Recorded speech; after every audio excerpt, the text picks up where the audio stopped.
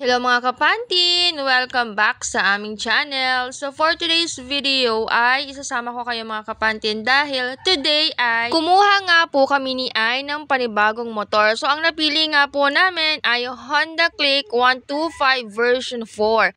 So ito nga ay pangarap ng aking asawa na magkaroon siya ng motor na Honda Click 125. So ayun nga mga kapanti, nandito kami ngayon sa Motor Trade Pilar para asikasuhin yung mga papers at madala na namin si Noah. So Noah nga po yung pangalan nitong bago naming motor. Kailangan na kailangan talaga namin mga kapanti ng motor dahil kapag nagdi-deliver si Ai or nagsiservice, lalo na't nag-i-install kami ng piso wifi, kailangan po namin ng pang-service sa araw-araw. At saka mga kapantin, hatid sundo din kasi yung aming panganay sa school, kaya ayun. Sama nga namin mga kapantin dyan si Ate Angel nung pumunta kami sa Motor Trade. So tingnan nyo naman mga kapantin yung motor, napaka-pogi talaga, napaka-pogi ni Noah. Meron naman po kami mga kapantin motor, si Moses. So dahil nga po mga kapantin sa katagalan, madalas ay kailangan niya ng i-maintenance at madalas din na siyang nagkakaroon ng aberya. So delikado din mga kapantin kapag ganon. Kaya nagpursige na po kami mga kapantin na kumuha ng panibagong motor para safe lagi ang aking family every time na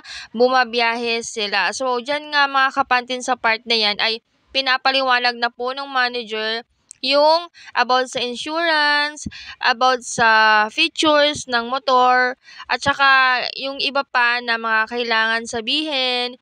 So, ayun nga mga kapantin, pinapaliwanag dyan. Si Ate Faith nga po pala yun mga kapantin. Actually, classmate namin yan ni Ai way back nung nasa college pa ayun, kami. Thank you so much Ate Faith, Ma'am Faith, and kay Kuya Adimar na nag-assist talaga sa amin. At saka ayun, naging successful yung transaction namin nung pagkuha namin ng motor. So ayun, I'm very, very happy mga kapantin. Thank you Lord. That's all for today mga kapantin. Don't forget to subscribe and like the video. Bye! See you sa ating next vlog.